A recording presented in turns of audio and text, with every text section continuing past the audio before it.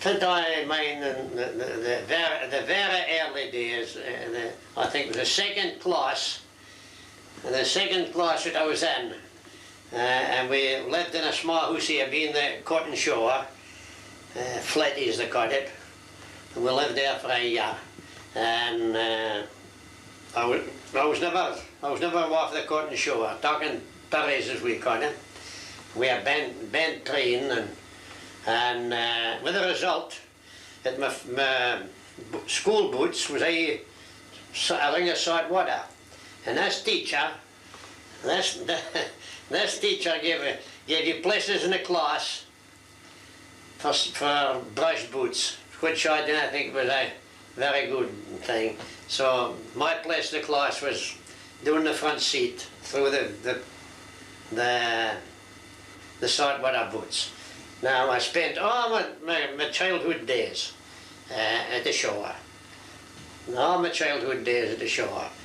And so much, once mine up and usually we were brought up, you see, to respect Sunday and the Sunday school, but this time I'd been a bit on the side, and I was catching berries on a Sunday.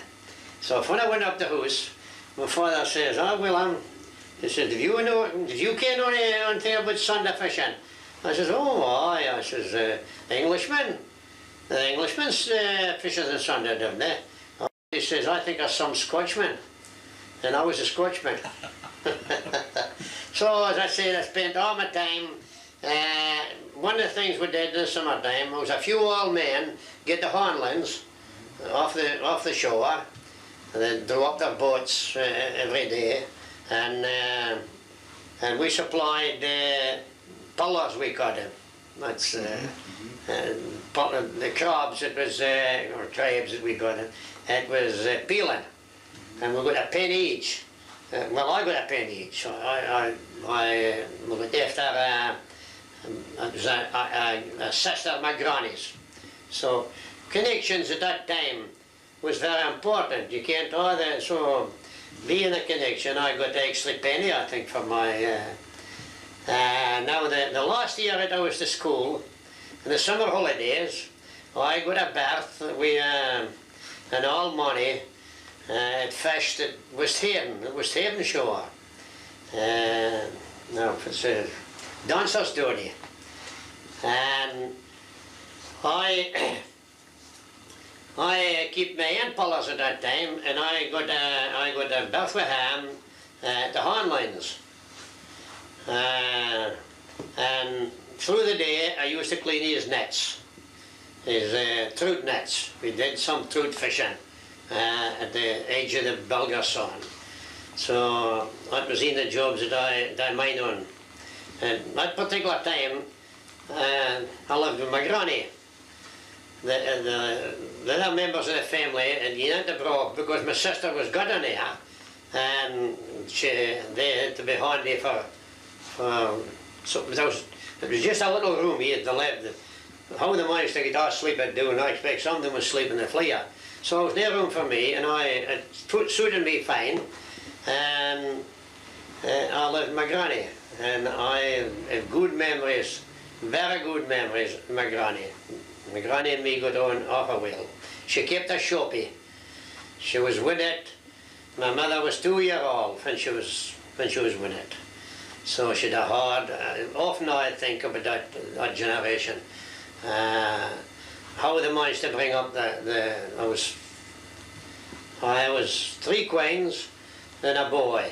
Now my mother, she was brought up with an aunt in Cotton. And that's for she. And I have good memories of my granny, a very good Christian woman she was, very good. So now, next year, 14-year-old, the most fisher boys, he thought long for leaving the school. Before that, my father wanted me to go on for education, but I was not interested. So, when I left the school, I stepped aboard the boat, the Belger was, and my father took up doing off of the beach every morning.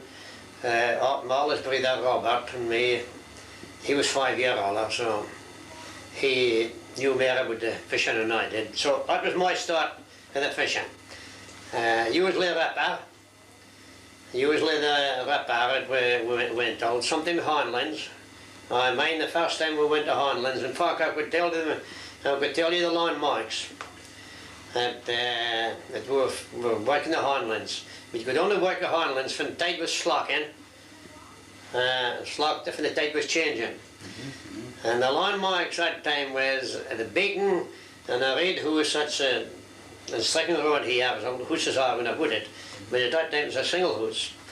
And the worst for the morning was at the McGregor's Kirk. That's where we was fishing. And great big, as fast as we could get in bait, great big sprags. Right. No, great big sprags.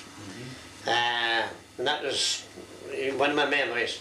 Now, the summertime come, and my father had a converted sailboat, the Excelsior, F-R-8-7.